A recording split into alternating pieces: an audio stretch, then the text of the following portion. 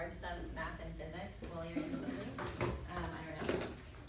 So, first of all, I would like you to imagine that you are walking into Manuel's Tavern in Atlanta, Georgia. You walk up to the front door, you go inside, and when you look straight ahead, you see the bar, and you see some people sitting in booths. If you look over to your right, you see a little passageway that has the bathrooms and a couple of arcade games, and you see a doorway that leads to this room, and if you've been a long time attendee of Carapace, you know that that room is where Carapace used to meet back before Manuel's was renovated. And then, if you look over to your right, you see a doorway to another room. There's no door, there's just a black velvet curtain that can close over the opening, but right now it's pushed off to the side. And there's a piece of paper taped up right next to the doorway. Just a regular 8.5 by 11 piece of printer paper with some words typed on it, and it says, "Tonight, Carapace, personal storytelling in the main dining room." So you walk into the main dining room, and it's kind of a long room. It's full of tables, some rectangular tables, lots of circular tables of different sizes, and a number of medium-sized circular tables, size that could maybe fit about 4 people around them, have been strung together in the middle of the room to form like one long dining table. Now, partly these tables have been moved to clear a stage space for the evening. And right in the middle of that stage space, there is a microphone stand with a wireless mic in it. But also, this row of tables creates the front row for the stage at Carapace.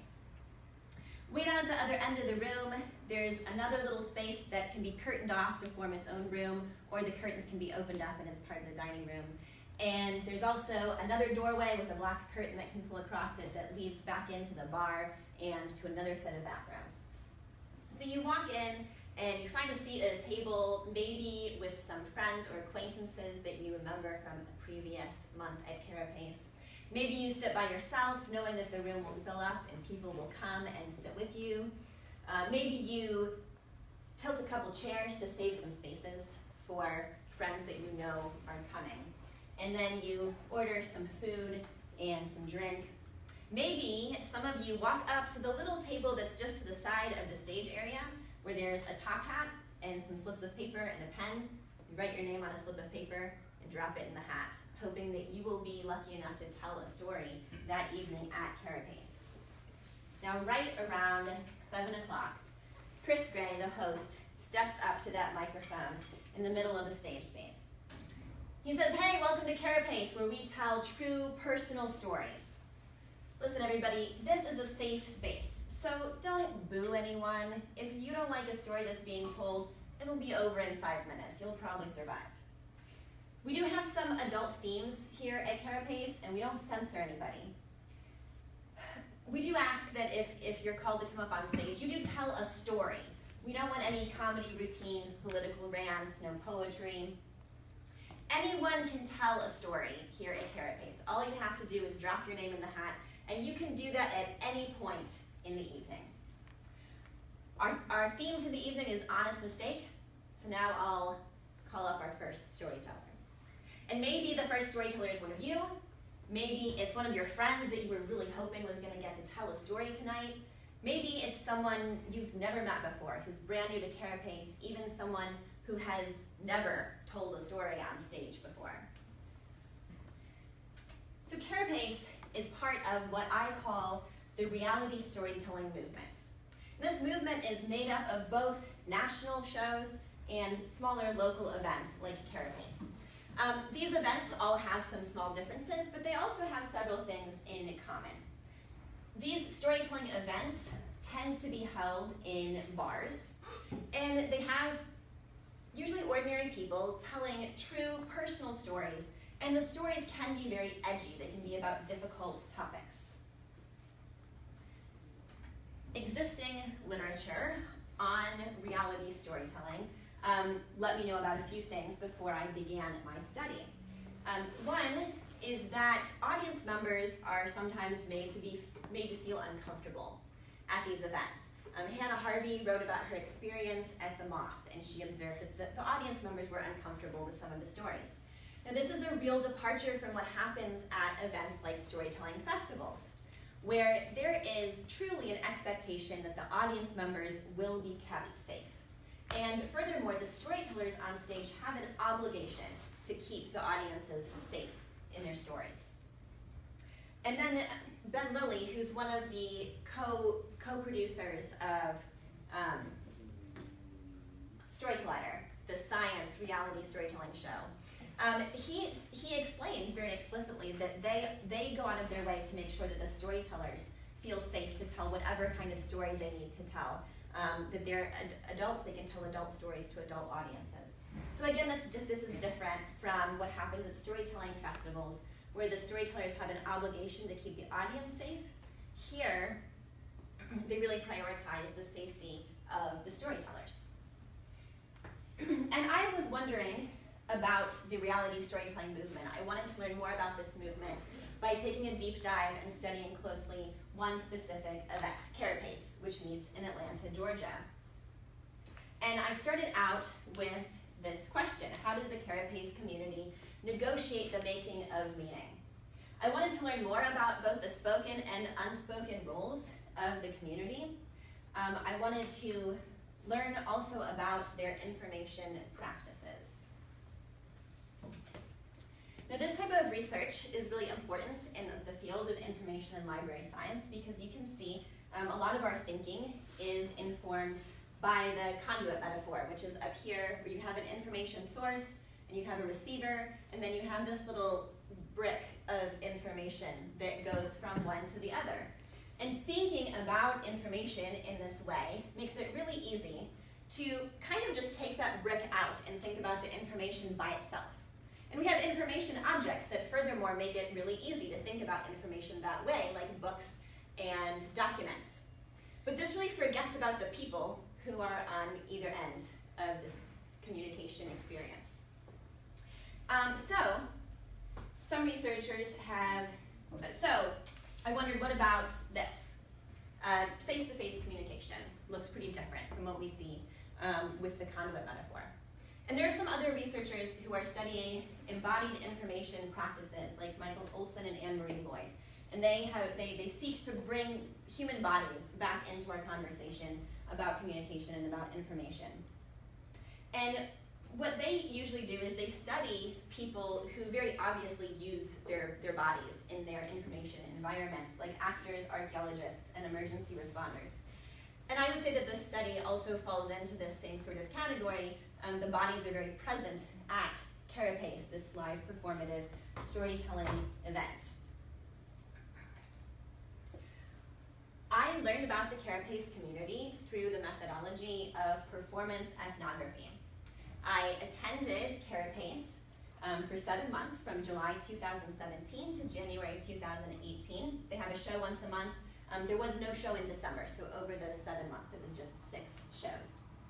I did attend some other events in the area because Atlanta has a very active live lit scene, and there's cross-pollination. Carapace regulars who attend also these other events. I interviewed 18 participants from the Carapace community, and I tried to get many different experiences from the people that I interviewed. So I talked to the creators and organizers.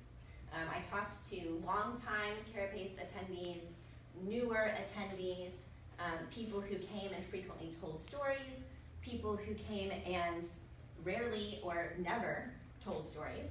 And I even interviewed one couple who came to Carapace twice and decided it was not for them, they didn't like it, and they were not going to come back. A wide variety of experiences. I also tried to have different experiences at Carapace. I came to some shows and just watched.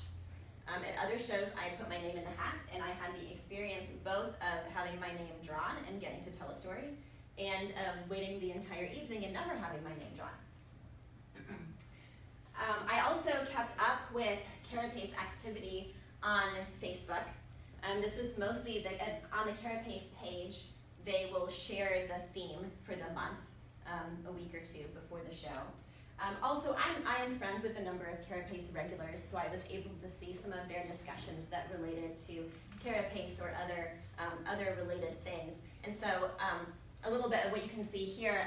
One night at the Atlanta Moth, there was a storyteller who was incredibly offensive and broke pretty much all the rules, and there was a heated discussion among Carapace regulars on Facebook. I conducted qualitative coding on the interview transcripts and my field notes. I kept lots of memos, and I shared my memos with my community through a blog, which they were able to read and comment on, and some people did take me up on that and leave me some of their thoughts about what I was thinking. And then, after the end of my data collection and most of my analysis, I actually shared my findings with the Carapace community through a collaborative performance at the November 2018 show. So my major findings about the Carapace community is that they have a practice of creating a safe space for this type of storytelling to happen. Now, based on the pre-existing literature that I went in with, this may not seem that surprising that they want a safe space for the storytellers. But what I learned from studying Carapace was that it's actually much more complicated than that. It's not just that the storytellers are safe and too bad for the audience, they're going to be uncomfortable. They in fact do a number of things to try to make the audience feel comfortable enough to take the risk of hearing difficult stories. So they're really trying to make everyone comfortable in different ways. So I'll go through a few of the safeties that I found at Carapace. To start with, the organizers were very deliberate about choosing a venue that had kind of a homey feel to it. Manuel's Tavern has a long history in Atlanta as a neighborhood bar, and a lot of people have good feelings about it. Just the room has a nice feel, and of course there's food and drink, which can help make you feel more comfortable. One thing that was really interesting that is related to the safety issue is that the organizers and many of the people at Carapace both feel that what is happening on the stage is a performance and is not a performance. It's important that to some extent it's a performance because that is what gives the storytellers permission to get up there and tell their story. So they're more visible and they're more audible than anybody else in the room, and they have that time set aside for them to tell their story. So in that way, it is a performance. But in a number of other ways, they insist that it is not a performance, and a number of people I interviewed told me that they don't want it to be a performance, they don't want to see a performance.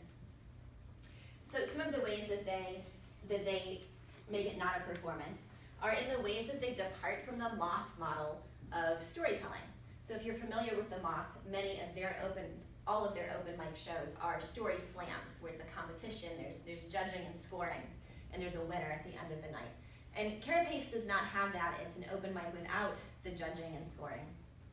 Also departing from the Moth model, Carapace does not charge a cover in order to get in.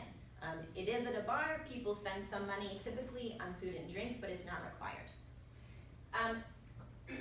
Those things obviously make the storyteller more safe. They don't feel like they're judged, and they don't feel like they have to put on a performance worthy of the cover charge. They don't feel that they actually owe the audience anything. This also makes the audience more safe because if they do hear some stories they don't love, they don't feel that they wasted their money on this performance. Related to the idea that it is not a performance is the very minimal stage. And again, this was very deliberate on the part of the organizers to have a minimal stage space. It's not a raised stage, it's just a section of the floor that has been cleared of tables.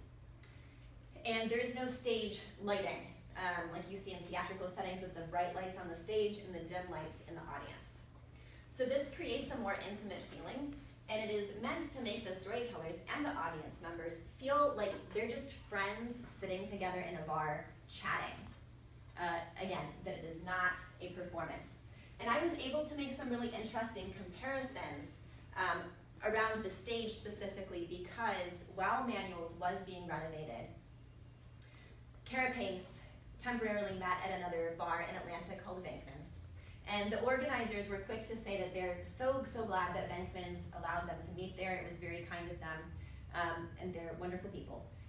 Venkman's does have a raised stage. They're also a music venue. So they have a raised stage and slightly brighter lights on the stage. people who told stories there said they did feel more uncomfortable. They did feel like they owed the audience something just because they were up on this stage. And people also shared that from the audience, they could tell that the storytellers felt that they owed them more of a performance and seemed more uncomfortable. The 5-minute time limit is another thing that makes the environment safer for everybody. For the storytellers, they don't have to give too much of themselves. 5 minutes is typically a pretty comfortable amount of time for them to share a story. As Chris Gray suggests in his intro, the audience members can usually survive a 5-minute story that happens to be one that they don't particularly enjoy. And also having a shorter time limit means that they can get to more storytellers. Carapace happens from 7 to 8:30, just that time span, and so with a shorter limit, you can get more people in. There are often nights when there are more people who put their names in the hat than they actually have time to get to. And this relates to, I think, the most important safety for the audience, the one that most makes them willing to take the risk of potentially hearing uncomfortable or difficult stories. And that is that anybody can be a storyteller. Even for audience members who know they're probably never going to tell a story, just knowing that it's an option makes them more willing to listen to any story. And so the 5-minute time limit helps reinforce that really anyone can be a storyteller. We'll hopefully have time to get to you this month or maybe next month. And then the hat helps make it more an environment where anyone can tell stories because it is a random selection. So the hat decides randomly who will get to tell a story that night if they can't get to everybody, and also will choose the order. And this guarantees that it's not just the people who are the quickest to raise their hands or the first to sign up on a list. So truly anybody can tell a story. Now, at Carapace, they have this banner that they put up behind the stage. It has a picture of a turtle. That's where they got their name from, Carapace. And it says, "Everyone has a story. Come out of your shell." What I noticed was that the safeties that they're providing in Carapace fall into two categories, and I call them one category, the water is fine, and the other, don't be afraid or it's okay to stay in your shell. So the first category, the water is fine, they try to make everything feel as good for everyone as possible. So this is things like having a good feeling space and having rules like the 5-minute time limit that try to make everyone feel comfortable. But then sometimes people are just uncomfortable anyway, or what makes one person comfortable doesn't make someone else as comfortable. And so that's when the other type of safeties come in, it's okay to stay in your shell, because if you do get uncomfortable, you can retreat a little bit and protect yourself. So this would look like you can leave the room during a story. Again, Chris Gray, the host, did suggest at the beginning that you can survive a 5-minute story, but if you truly can't and you want to leave, it's okay, because this is in a bar and it's not in a theater. People are coming and going all the time. People get up to use the bathroom, they might actually walk in the other room to order from the bar, they might have to take a phone call outside. If someone gets up to leave because they don't want to hear a story, no one will know that that's why they left. So that really is an option that no one's going to judge you for. The sign is suggesting, when it says come out of your shell, urging people to come up and tell their stories. But as I've already mentioned, there are people who have been coming to Carapace since the beginning who have never told a story on the stage. And so that's another way that you can kind of stay in your shell. You don't have to get up and tell a story if you don't want to. Certainly if nobody told a story, there would not be a show. But fortunately that hasn't happened, and those who don't want to tell stories don't have to. People have the option of not giving their full attention to the storyteller. Again, because it's not a theater setting, it's not so obvious what you're doing. And in the bar, people are kind of paying attention to their food. They might have to talk with the wait staff. So it's not that obvious. For the storytellers, they've taken a risk. They've come out of their shell at least a little bit to get up on stage and share their story. But there are still ways that they can kind of hold back a number of storytellers use humor to mask how they were truly feeling during the events that they're telling the story about. And both storytellers and audience members will break eye contact as a way of protecting themselves if the interaction is a little bit too intense. People told me that when they were listening to a story that made them uncomfortable, they would stop looking at the storyteller, maybe examine the salt shaker. And storytellers told me that when they got to really difficult parts of their story, they would stop making eye contact with the audience. And I even found myself, while I was up telling a story and there was uproarious laughter, that during that moment I could not look at the audience, like I could not take their compliment of the laughter.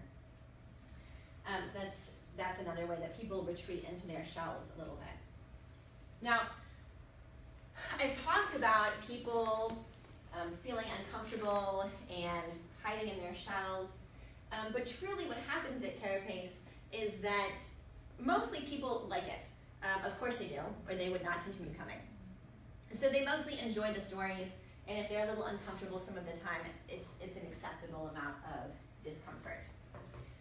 And also people have the option of retreating into their shells, but they often will choose to come out of their shells and choose to be vulnerable in what they share, in what they say, and in what they listen to. Now, Walter Ong, who's a scholar of orality, described oral communication as doing something to another person. When people are talking to each other, they are doing something to each other.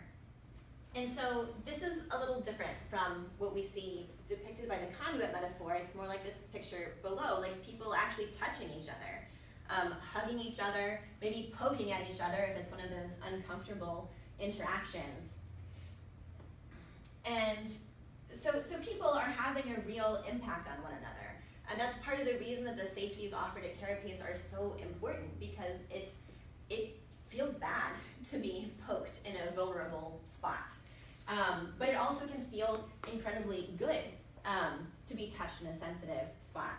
And a number of the people that I interviewed, my participants, actually compared what happens at Carapace with other very physical, embodied, intimate activities like eating and having sex. And so what I came away with was this idea that this type of communication is really an event. It's an experience. One of my participants said that at the end of the evening, when Carapace is over, he will call up a friend of his who used to attend Carapace and has since moved away. And she'll say, "Oh, well, tell me some of the stories that you heard." And he was ashamed to admit that he cannot remember any of the stories. Immediately after leaving Carapace, he cannot remember any of the stories that were told. And he said, I just sit there and I let it wash over me. And I know how it makes me feel, but I can't remember the stories. Because it's an event, it's an experience, it has an impact on the people, even if they don't remember the stories, the information maybe that was shared. Now the message, the overall big message that people seem to get from Carapace is you are not alone. They make this connection with one another through the story sharing, and they feel that they are not alone. In the stories that people share, people sometimes will get up on stage and they'll talk about something that happened to them, and they'll think they're the only person that's happened to. And when they hear the audience's laughter or applause, or when people talk to them at the end of the show, they realize that they are not the only person that that's happened to. It's happened to lots of other people. And at the same time, people in the audience are having the same experience. They thought they're the only one this happened to, and here someone is up on stage talking about a very similar experience. So the ultimate message that people get is you are not alone. Now, I want you to imagine that Carapace has just ended. People are milling around the room, talking to each other about the stories that were told, the stories that weren't told. They're paying up their bills, and one by one walking out. And then eventually you go out into the night feeling different than when you came in. That's it. Thank you.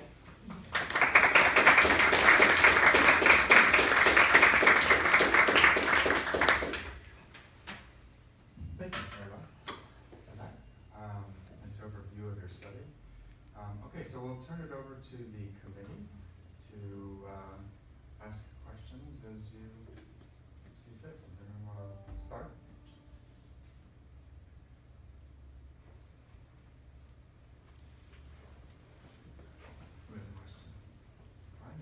Sure, I'll start. So you talked a bit at the beginning about the sort of neglect of face-to-face communication in information studies and information science. Maybe including that, but also beyond that.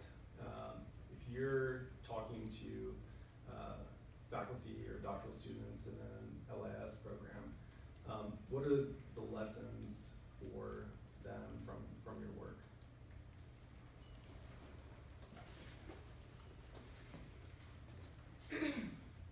So I actually, in doing interviews, I've already had some questions about relating to libraries especially. And libraries have face-to-face communication that we definitely need to think about. It's important that they exist as physical spaces. So just the physicality, the bodies being in that space, that relates. I think also libraries as safe spaces are really important. And that's relates to the face-to-face nature and also could not. Safe spaces can be virtual spaces also. But there's, last year there was a big discussion online in the library community about who libraries should allow to reserve their spaces and who should be allowed in libraries. And so I think this is incredibly relevant, especially for the library community, of how you can make different people feel safe in a space. Is a space going to be safe for everybody, and how can it be when the different people who might be there don't feel safe for each other? So that's one big question. So safe spaces in particular, I think.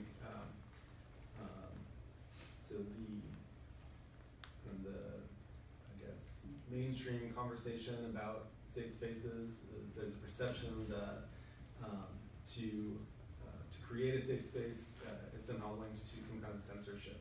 And so the University of Chicago famously put out a statement kind of criticizing the concept of safe spaces and that they were counter to kind of the goals of the university, which this university faculty council kind of endorsed that statement as well. But in your discussion of safe spaces on campus, it's quite different in that it's actually allowing kind of uncomfortable situations or uncomfortable topics to be discussed. So could you say a little bit more about that? So like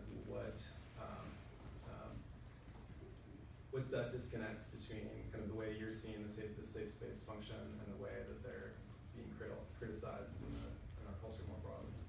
Yeah, I think that's the difference between what I went into the study knowing and what I came out of the study knowing. Because I went in thinking just the storytellers are safe, too bad for the audience. And then once I got there, I saw how they really try to make the audience safe to take that risk. And so they're very much against censorship. You can tell whatever kind of story you want to. And I do think there is a lesson there for other people trying to create safe spaces is if you want to not have censorship, you have to think about who might be uncomfortable and in what ways they might be uncomfortable and how you could minimize some of that discomfort while allowing them to stay in that space. And that's really going to be different for every community. Carapace has a particular balance of who's there and how they feel, so every community would need to do their own assessment of what that would look like. But I think this could be an approach to safe spaces that causes there to be less censorship. Charlie has a follow-up on that if you don't mind. Okay. Go ahead, Charlie. Hello, people of North Carolina. Hi, Charlie. So I wanted to know if you could expand on this. So we're talking about safe spaces.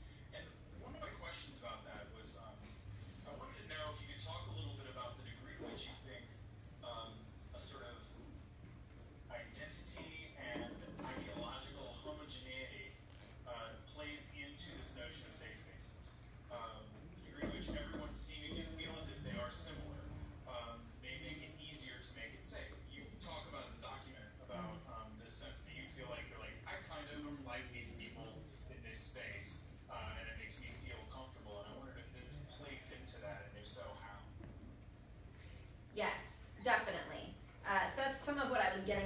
particular makeup of the community, one thing that I did notice when I was studying Carapace is that it's a very liberal community. Manuel's Tavern has a history as like a Democratic stronghold, and people go there on election night and party together. And when I interviewed one of the organizers, one of the creators from back from the beginning, Lance Colley was their original host, and he's since moved away. And he said, oh yeah, everybody can come to Carapace. Everybody can come here. And we had this guy who, he was this really strong conservative, and he said, oh, you would never see me in Manuel's except to come to Carapace. But things have changed since the beginning of Carapace, and I tried very hard to find some conservative regulars. I didn't have a lot of luck. I did ultimately, at the very end of my study, I realized that one of my participants probably was the conservative person I was looking for, and didn't even fully disclose to me her political values, probably thinking that I would judge her as a liberal and a typical sort of Carapace person.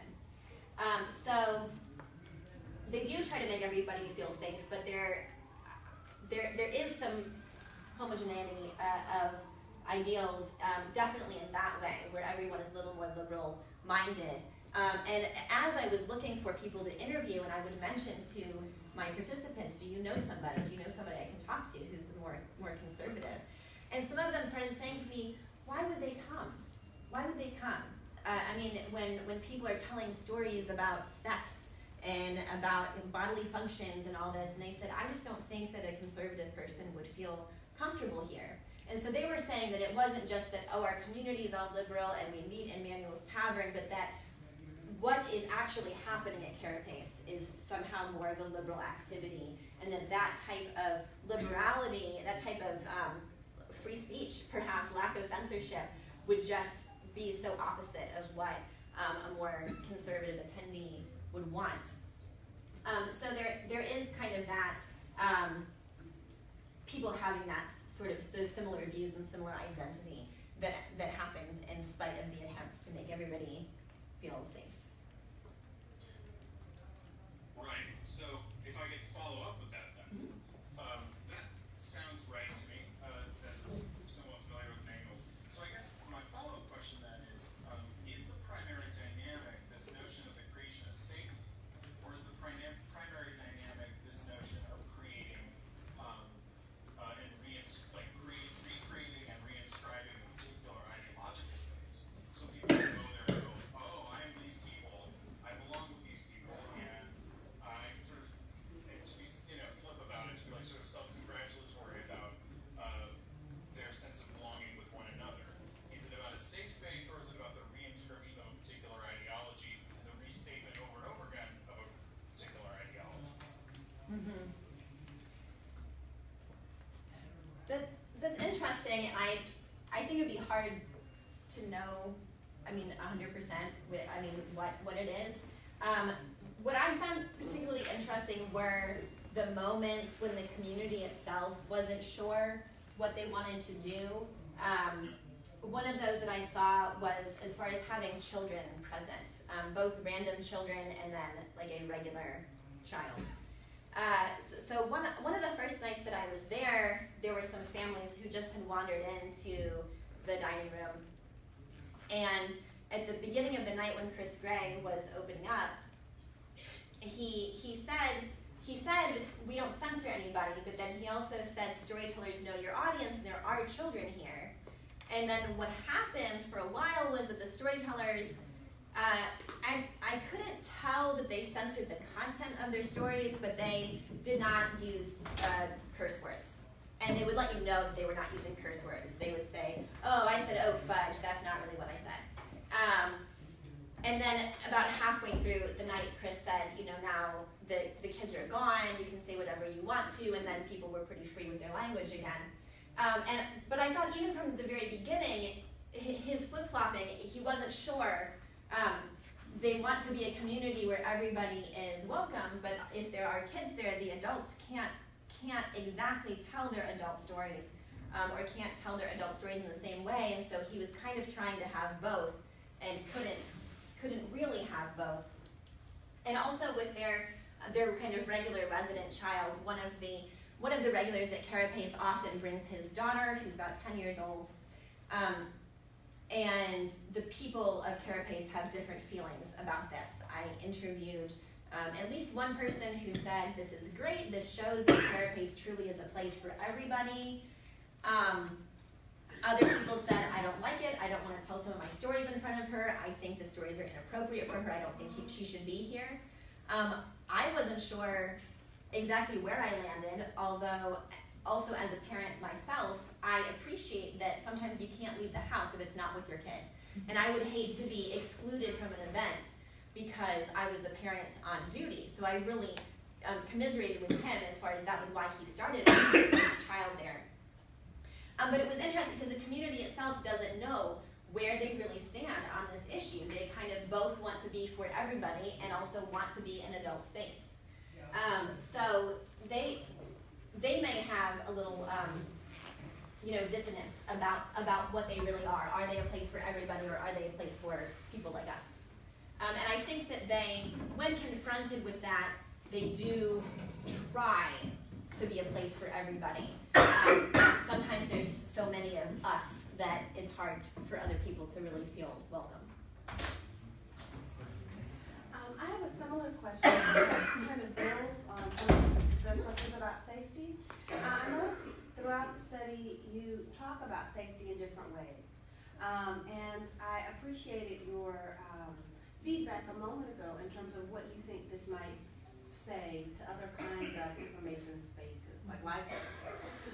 What I wanted to know more about, what difference does it make to have discourses of safety versus discourses of inviting space or discourses of inclusion? And I say that meaning you talk about, you talk about in many ways kind of the homogeneous nature of the audience ethno-racially, and some of the efforts that have been made to reach out a bit, and connecting those efforts to library efforts and library efforts to create, what does it mean for a library space to be a safe space versus an inviting space, or a space that kind of does a different kind of work in terms of inclusion. So I'm just wondering about, one, your choice of discourses, if that reflects the language of Carapace itself, and what might that mean if we interrogate it using kind of inviting spaces or spaces that are actively doing work of inclusion. How can we think about that with this space, but also in the work of libraries? Mm-hmm. So when I hear you talk about an inviting space or an inclusive space, what I'm imagining is that as soon as you walk in there as an individual, you have some sense that I belong here, or this is going to be an okay space for me. Is that similar to? Well, in some ways, but much more nuanced. You spoke specifically, and please uplift it here, or correct me, if I'm misremembering, about participants being invited to bring other, folks who don't necessarily come to the space. And you mentioned a moment, I think it was an African American woman who was invited, who said that she didn't necessarily feel like she belonged. Am I misremembering? I think her friend who invited her was worried for her. That she might not feel like she belonged. She ended up doing okay. But yes, certainly, I think, yes. So Benji Carr, who was one of my participants, he had brought a friend of his who's African American, and I think when he stepped in, he saw the room through her eyes and he described it as like 200 old white people. And he had a moment where he was worried if she would feel like she would belong, and also if people would get her, if they would get her story. And then when she did get called to tell a story, he was so relieved that they were all laughing and they did seem to get it. And the experience ended up being okay, but it was a real moment for him of seeing that crowd through someone else's eyes of what would this be like for someone who's African American to walk into this room and think about telling a story to this audience when they look different and have had different experiences. I think part of what I want to, this is a comment for it. I think your study opens up an interesting space to interrogate what safety means, safe, and what safety does. So does safety disrupt the status quo, or does safety maintain the status quo? And what is the value of that? So right now, I think you're giving us a sense of what safety means as a descriptive for the space, but not necessarily an interrogation of what does it do in terms of constructing insider and outsider, maintaining status quo, or disrupting status quo. Mm-hmm. So I think there's an interesting opportunity there that can then be of value to other kinds of spaces, like excuse me, in the example. Yeah, I think so. I think Carapace has been going on for something like 8 years now, and I think it's become a little cyclical. That initially they wanted it to be safe for this kind of storytelling, but it's also grown to be a space that's safe for the kind of people who come to Carapace. And if they did want to attract some different people, they would need probably some different safeties. So some of their practices might have to change. And I guess part of this is the last little thing I want to say. Do you want to follow up on your? Which is, and maybe safety isn't doing Okay. the work that isn't that if that is the work they intend, they may not intend to do the work of shifting the space because that's probably what would need to happen somewhat. But to interrogate what they really mean or what you mean in terms of safety versus something that might be more disruptive if broader inclusion, especially ethno-racially, may be desired. Okay. And I guess following up on that too is you talk about your role as an insider. So as I think about Renee's question, so you went into it as an insider and you're very clear about that in your positionality. So kind of thinking about what might have looked like to someone who came in as an outsider. So you have that little bit about the African American woman, for example. You didn't, did you interview her? No, I didn't. So like what, so what would be interesting to see, you talked to Benji and Benji said, oh, she did okay, and you felt like it would have been interesting to look at from her perspective as an outsider to kind of get at safety or some of the bigger concepts that you talked about. Yeah, so I did not do as well on that level of training, get lots of different types of participants, and I did attempt, but I was not able to get to finally connect with people. The biggest kind of outsider comment that I got was the couple who didn't feel like they belonged, and they felt like they didn't belong for other reasons, partly being more conservative and not liking the stories that were told, and partly they also felt like they were too old, which is interesting because there are other people who are that age at Carapace, not a whole lot of them, but that was their kind of what made them feel like outsiders, was their age and their values. I think that gets back to Charlie's question too about the identity of the people in the space. Again, just like imagining yourself as an outsider, what would it look like? What did it look like? Yeah. And, Yeah. yeah.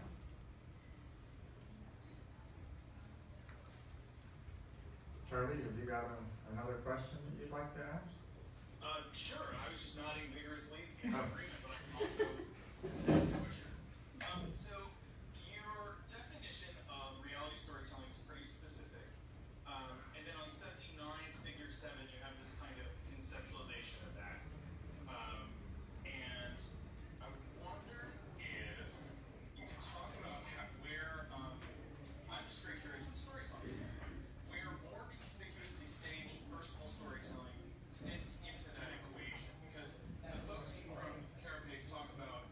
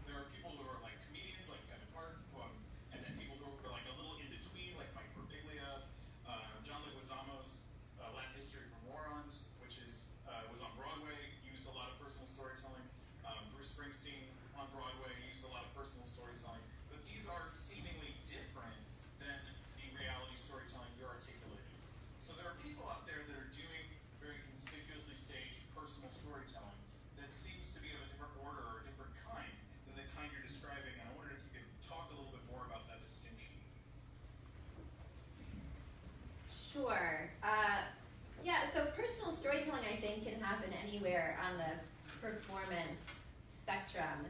And even among kind of what I've called reality storytelling shows, there's definitely a spectrum.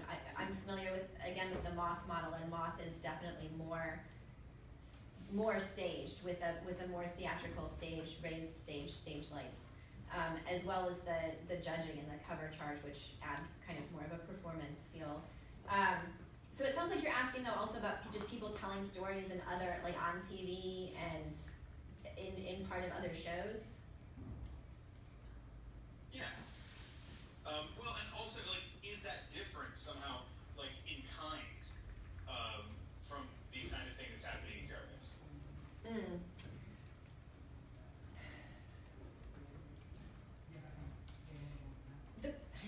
The person doing it, they might not think so. I mean, I could see someone telling a story at a place like Carapace, and then, if they had the opportunity, maybe later going and doing it on TV. But I would say that the experience actually would be very different for them and for anybody who is listening, because a big part of the way they set up Carapace makes it more intimate. It makes more of a connection possible. And even something as small as the raised stage, definitely something as big as being on TV, creates more distance and takes away that intimacy, which really is going to change the experience, even if the story is exactly the same. Sure. Thanks. Yeah, go ahead, Sam. Could you talk a little bit about how your study adds to the literature on embodied information behavior? You kind of set the stage for that when you start, and you talk about, so could you just talk a little bit more about that? How do you see yours fitting into that? Yeah, I think it actually adds a little bit of a different angle on embodied information practices, because what I've read so far, it has had a lot of connection with sense making, like how people use their bodies both to absorb information and also to like help other people make sense of the information they're sharing. Like the Shakespearean actors are trying to help their audiences make sense of Shakespeare in the way that they portray their character. And definitely the way people use their bodies at Carapace is important, but I had less of a sense-making interest or angle, really, because I was sort of departing from, information as fulfilling a specific need, and more that this is an experience that people have that makes them feel different, and it's hard to tell if the information itself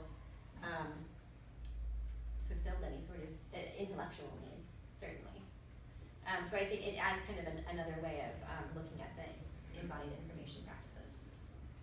So kind of expanding it so that it includes experiences and not just give and take and understanding. I mean, I think that's an important distinction.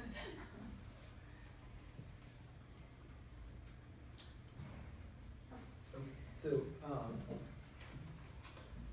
at times reading your dissertation, I was reminded of early texts on online social spaces. Right? So I was reminded of things like Lambda Mu, which was one of the early kind of text-only simultaneous participation worlds, but also people talking about sites like LiveJournal and things like that. And in that, the sort of positive things that the participants in those communities were getting out of it, or that you were citing, in some cases were some of the same things, even down to the fact that it's, other people that are kind of the draw rather than some particular activity that we're doing, or some other content that we're enjoying together, but also some of the kind of utopian thinking about collective unconscious and so on. So around social media, at least, the conversation has changed quite a bit. That although people still say they value those things, like they feel like it's either that it's a lost age, or that it's increasingly difficult, and there's all these other sorts of things. Anyway, so I was wondering about the implications, not so much for kind of storytelling or face-to-face embodied communication, but things like sustaining community and resilience of a community. In particular, because so many of the people writing about online media, like Goffman was quite central to a lot of the, so Dana Boyd used Irving Goffman a lot in talking about how people manage their online personas and things like that. So I wonder if you see any sort of lessons or connections here for people who are thinking about online or hybrid online and offline. As you mentioned, this is also a partially online community, that so much of the media itself is moving away from textual-based media to video and kind of more media where the body plays more of a role than before. So I mentioned how you might make connections to those other areas of research. So, okay. So more around the community building or around like how media might bring bodies more into perhaps virtual communities? More about the community building. Like, I mean, it seems like in some extent this is a case study of a kind of a successful community that's been going on, and it doesn't, it seems to have handled itself well, and that, hasn't, in the way that a lot of social media doesn't, right? Like, people rarely are like, after spending a few hours on Twitter or Facebook, like I feel like I love the world and people around me, and I'm so engaged, right? You don't hear that often. Right. So I'm wondering, is it just because the right people were involved? Is it is it just luck and they haven't really been tested? Nobody's come in and try to break up this liberal gab fest by taking videos and posting them online. Are there lessons to be learned here for creating a sustainable community?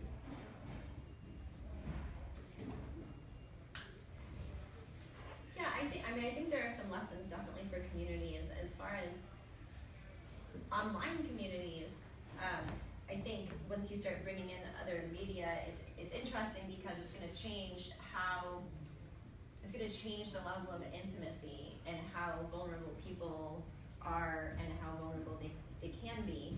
I'm familiar with some online experiences where people feel like they can be more themselves, like chat groups for LGBTQ youth, that maybe they feel safer there than out in the real world.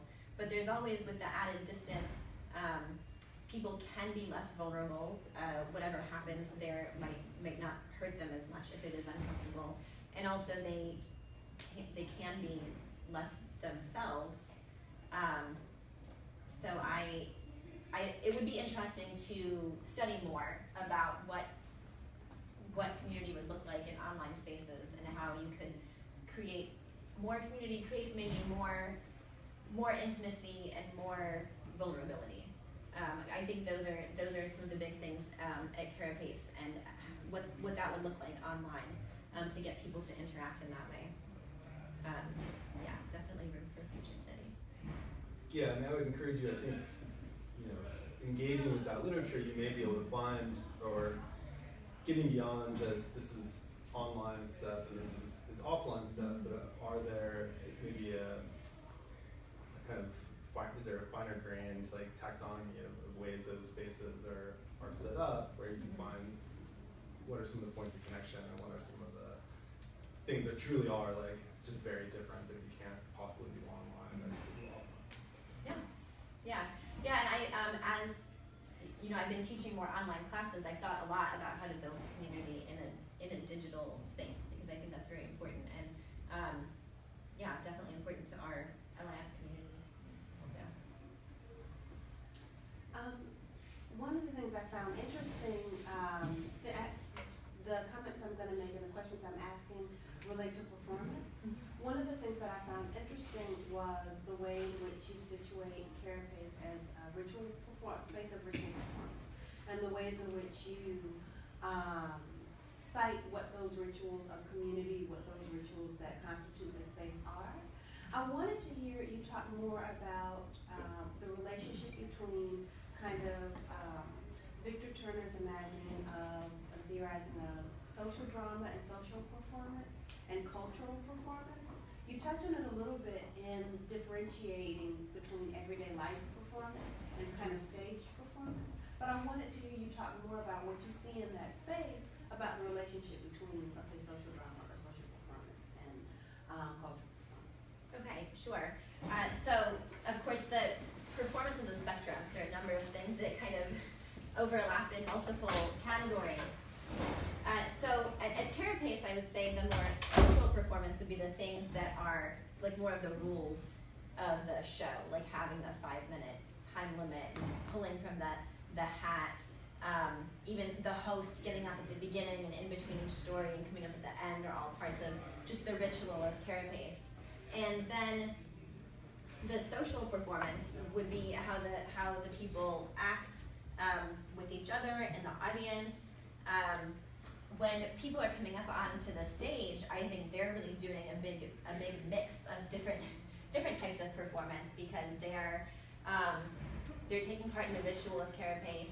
They're doing a little bit of a theatrical performance because they're kind of on a stage, and then they are meant to imagine that they are just chatting with their friends in a bar, and so they may or may not be very successful at imagining that. So some people are more kind of performance-y, like I'm on stage, and then other people, they either are more comfortable and more like the way they behave socially, or they're doing a really good job of performing how they behave socially. So I think that's how it all kind of mixes together.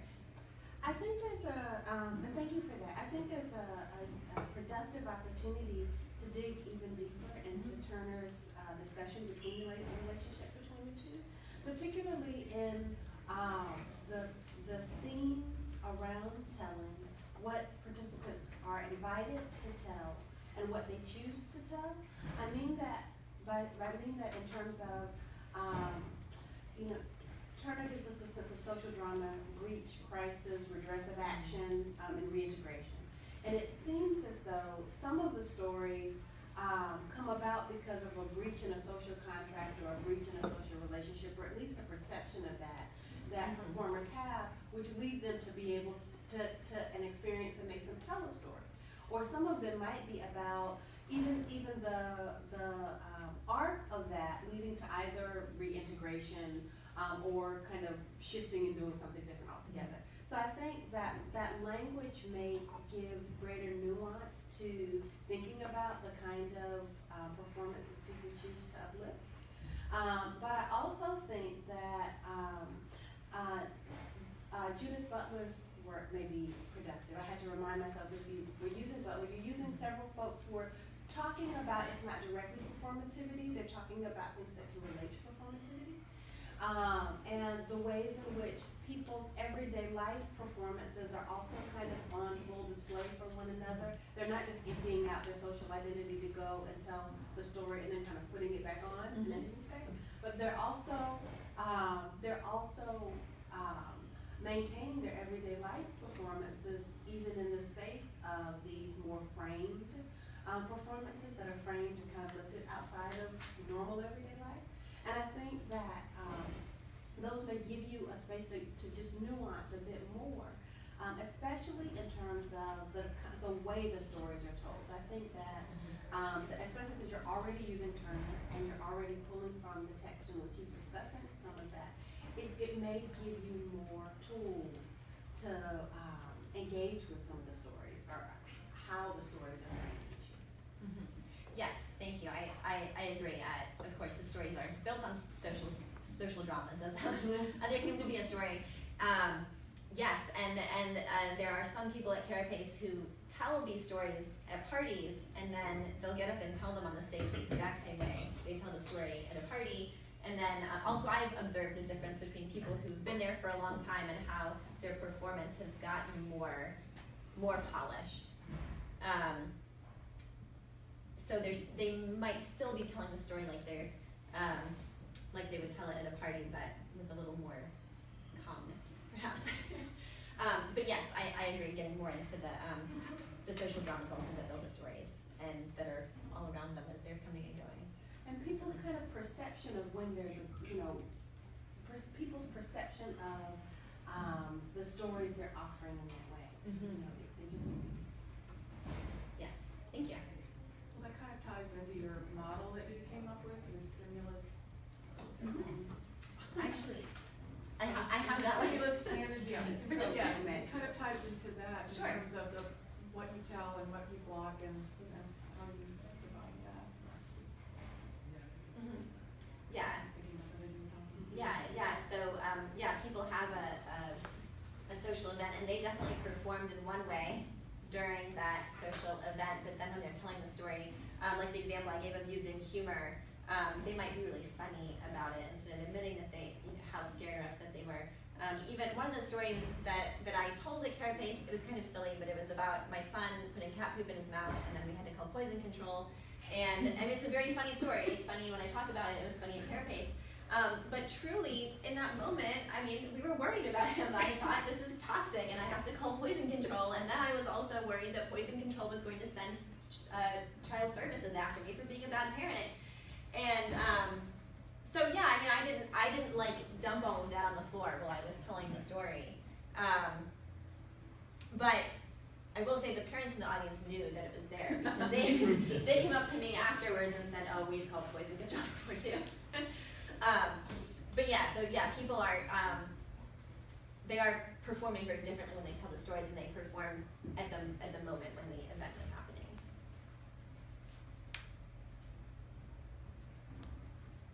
I have one more, just more about, I'm just curious about what you think you learned. You said you shared your notes with the community on your blog, and then you shared your results. How do you think that enriched or impacted your study?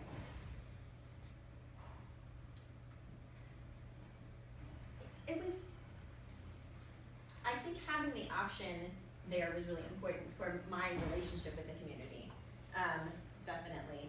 And I didn't end up getting a ton of feedback, but what I got, honestly, it mostly reinforced what I was thinking. So it made me feel good that I wasn't representing the community in a way that they didn't like, and made me feel like I was on the right track. When I went back and performed in November, I didn't write all of that up for the dissertation. That's kind of a whole other thing. But that actually was a very enlightening experience, I think, because what I proposed was that we would have Carapace, that we would have a Carapace show with a theme that would encourage people to come up and tell stories about Carapace or about related events. And working with the organizers, we ended up with a theme of, I think, the stories we tell. And so what we arranged was that Chris Gray, the normal host, he would come, he would introduce the evening, and then in between the stories, I would get up and I would make some comments about how the story that was told related to my research. And what ended up happening was that most of the stories were not about Carapace, or even about events like Carapace. There were really only one or two. And so one of my big takeaways was that I don't think people read the whole prompt. I think they look at the theme, and then come up with a story. And so I was able to share some of what I had learned, but a lot of it I had to be very creative, more about their performance or the kind of the type of their story and how that related to my research, rather than how they are just telling the story about something that happened to them at Carapace, and that is so true and connected with my research. So I learned a lot about trying to do that kind of performance, and also learn more about the community, and about my own improv skills. So it was a really interesting experience. It was great. Everyone had a great night. Also because it was November and it was the last show of the year, there was a decision to go long and let everybody tell their stories too. So yes, it was an endurance event. But yeah, so that ended up being a really interesting experience and something that I'll think about as I continue sharing this research, because I would like to continue involving performance. And I've had an idea of sharing the research alongside some performances, and if I want people to tell a story about being at Carapace or being at a similar show, I will be very, very specific about please have your story on this. But the way that it turned out, I think, was exactly the way that it was meant to be, and it was a fun evening, and I think people got out of it, you know, what they wanted to get out of it. Jeremy had a question for you. Sure. Yeah, so right around page 31, you conclude what has been a lengthy conversation about the stage, microphone, lights, all these material conditions, also the spoken word as a medium, and talking about, then you say that there seems to be some relationship between the spoken word and the theorized collective unconsciousness, unconscious perhaps modern forms of face-to-face orality, such as reality storytelling, help bring us closer to this universal consciousness. So I'm reading page 31 and I thought, perhaps. Okay. So I wanted to know if you could, just for my own sake, expand on that perhaps, and about whether or not it does. Because several pages have gone by there and I'm really into it, and then it's like maybe. And so I wondered if you could expand a little bit about whether or not orality does have some way of connecting us to a common unconscious. And I understand perhaps the reticence to say, make sweeping claims about the collective unconscious. I mean, I get that, but if you could just expand on that a little bit more. Right, so I have to be a little cautious because that's kind of out there, and some people might be like, collective unconscious is not a thing. Why is this in a research paper?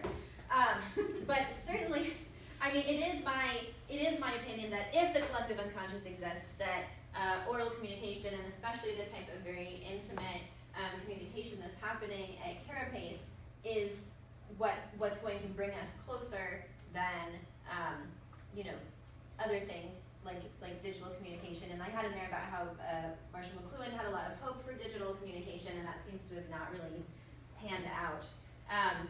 But yes, definitely. I mean, when people talk about at Carapace that they can really feel like they're that person for a moment when they're listening to the story, that sounds like as close to the collective unconscious as we can get, really sharing other person's experiences and their thoughts.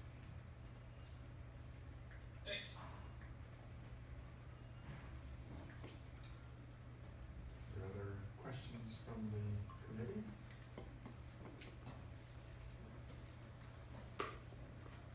Hearing none. Are there questions from Barbara? You have a question? Of course I have a question. But your response to when Sandra asked you about embodiment was a little bit about information needs, and I think you meant information needs of the audience, and that they were not being addressed particularly by the stories necessarily. But what I want you to do is think a little bit about whether the information needs of the storytellers are met by the stories they tell. So, you know, I mean, there's that folk thing of like, I don't know what I think until I hear what I say. Absolutely. Is that true? Is that what's happening? Did any of them talk about that? People talk about that.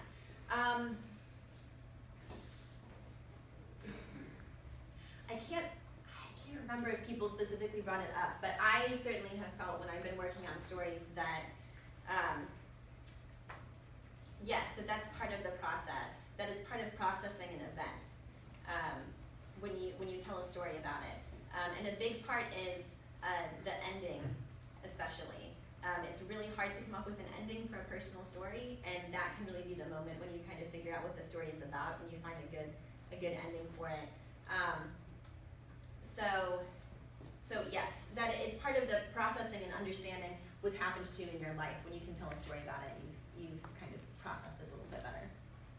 You mentioned the one guy who said he'd actually been told in his therapy Oh yes. to repeatedly tell a Yes. story about it. Yes. Yeah, one of my participants, his mother died during the course of the study, and he told a story before her death that then later ended up kind of relating to it, and he told the story after her death. And yeah, when we talked, his therapist had told him to tell the story over and over again. That was actually part of his therapy, was telling his story at Carapace. Yeah. I was wondering if you could share a little more about specifically what kinds of uncomfortability, are sparked by these stories. I mean, I'm sure the dissertation contains it, and I wonder if that's related to some of these interesting questions that came up about whether this is a safe space and also kind of a culturally homogenous group that's circumscribed, and if it's just kind of taboo crossing about sex and bodily functions and death and things like that, and whether there are more things, I don't know, whether the nature of uncomfortability has something to do with why other groups may not find it engaging or like a place they want to be a part of. Yeah, so the uncomfortable stories, there's stories about sex, those are uncomfortable for some people to listen to. Again, bodily fluids, I've shared some very honest mothering stories. I'm not the only one. There have been stories of assault, rape, other types of people being treated unjustly, sometimes because of racial issues or other assumptions that people made about them. And those can be uncomfortable. I think at times those are maybe the most uncomfortable for parts of the audience because they're wondering if they've behaved that way, if they could be accused of that kind of behavior, that type of thing. So that's I think that's the discomfort that people might feel during a story. I think some of the stories that make people deeply uncomfortable also would be like rape stories, just for different reasons. They're just hard to listen to. Those are examples. So what? Yeah, well, I was wondering, kind of following up with some of the questions that Renee had about, is there something that could be generalized here towards, a deliberate end of we want to make an inclusive space. What is the kind of safety that's required for that? How might some of these principles be applied in kind of a program or community building kind of way? And I just wondered if the kinds of uncomfortableness have something to do with that. If there are certain ways that the audience needs to be made to feel safe and the storyteller needs to be made to feel safe so that certain types of issues and certain types of identities can be supported. This is all speculative, and it's kind of how it gets to how I think, this could be applied. Okay. I think that's interesting.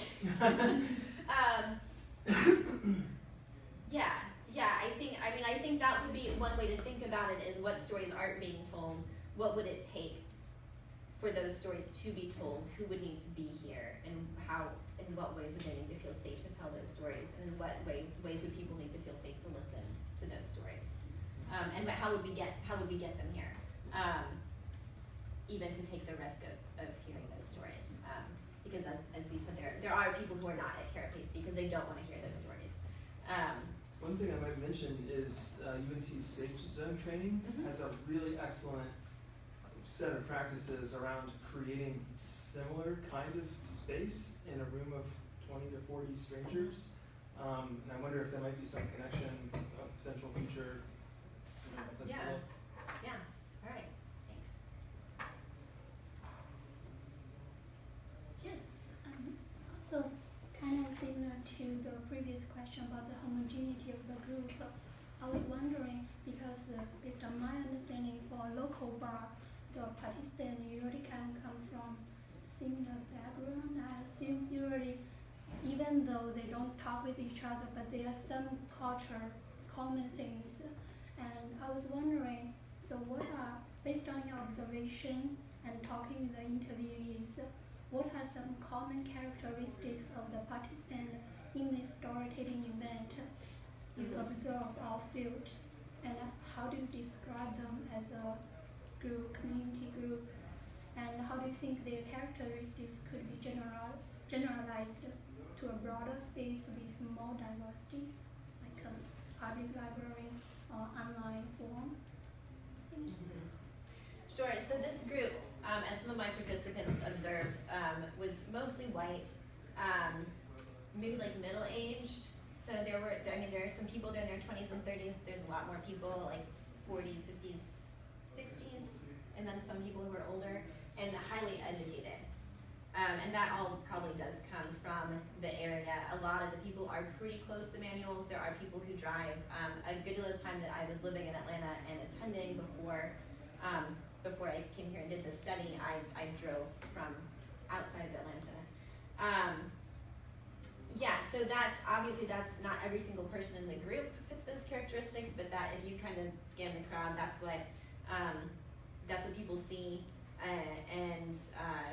When I did some kind of counts, that's kind of what the group was like.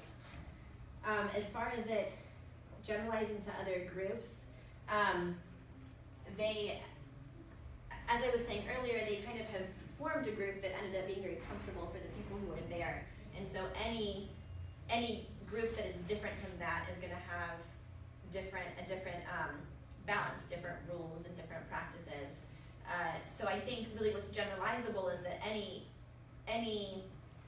space like a library that wants to be comfortable to all kinds of people has to really think about who they want to be there and what might make them comfortable, not just what's comfortable for whoever's already here.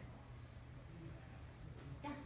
Just a really quick question, kind of going off some of the previous questions. So I just thought it was really interesting about the maintenance of the status quo, the disruption versus the maintenance.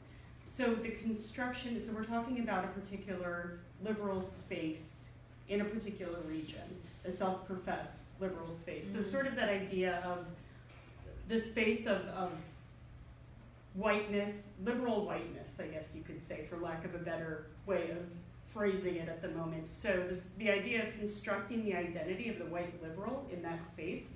So not having read the sort of coding and analysis portions, I was just curious, given the homogeneity of the sample of participants, how much of that was attended to, given sort of the nature of the stories in relation to that space, if that makes sense? What do you mean? Okay, I'm sorry. So just I guess it's personally, I guess for my own sort of research orientation, just the idea of it being a white liberal space, and how much, if at all, that sort of came into play with what you attended to in your... Oh, what I paid attention to? Yeah, just even things that you picked up on, either just sort of as you went along, or things that formally kind of went into your study. Well, yeah, I mean, when I noticed that there didn't seem to be a lot of conservatives, then I was trying to find some to add more to what I was learning, because I thought they would maybe have something different to say, and didn't have a lot of luck with it.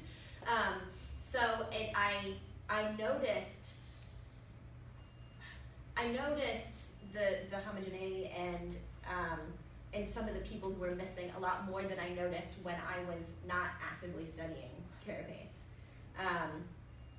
So that was mostly where my attention was. As far as as far as the coding, then I was aware of it, that maybe some of these things exist just because it's mostly liberal people. I guess just really quickly, just sort of the tenor of the conversations that happen in the space, like the affective components, just around the stories, between the stories, interpersonal interactions, and even the kind of content that was covered.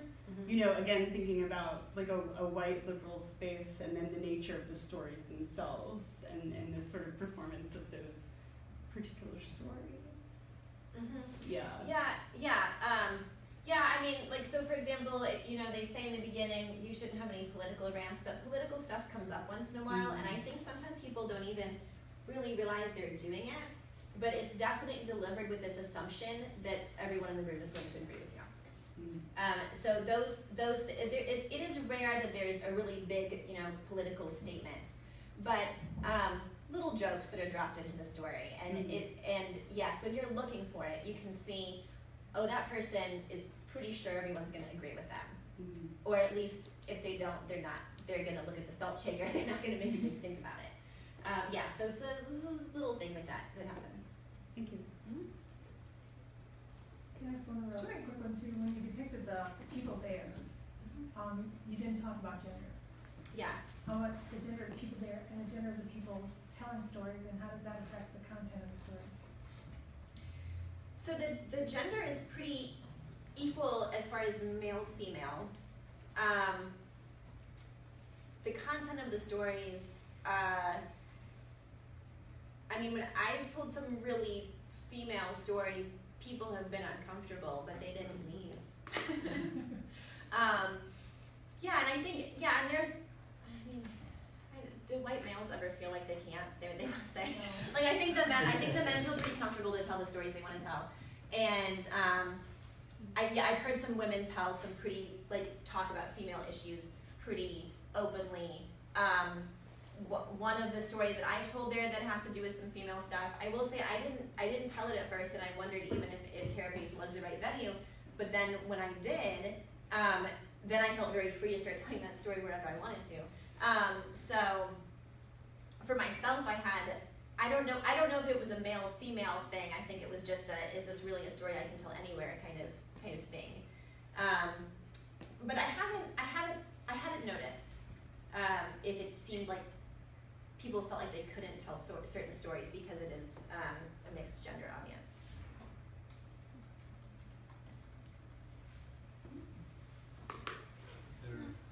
Okay, one more.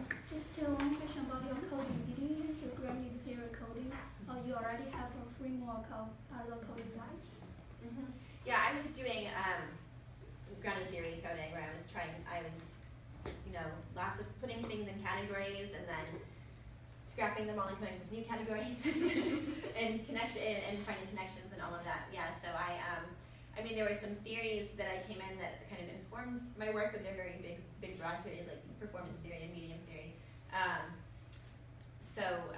Yeah, not so much of an existing framework, more kind of just finding it on my own. Okay, well, let's say thank you all for your comments and thank you for your responses.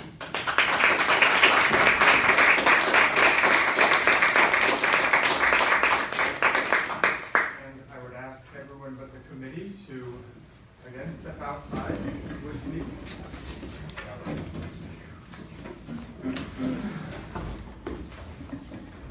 I think you should shut it down, yes. Oh, hi!